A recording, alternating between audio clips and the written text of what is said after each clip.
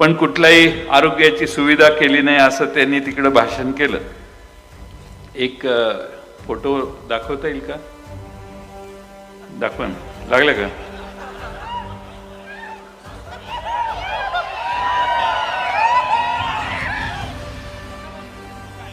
मी काहीतरी 1 ऑगस्टला 2020ला मी 8 कोटी रुपये टाटा कंपनीच्या रतन टाटांना जाऊन सांगून विनंती करून आपण आणले आणि तिथं 8 कोटीच्या सुविधेचं आधुनिकीकरण केलं.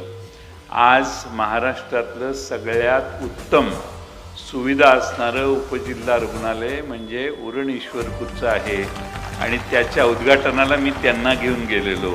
आम्ही विरोधकांनाही सन्मान देतो, आम्ही काय त्यांना त्याच जे ठरवत नाही.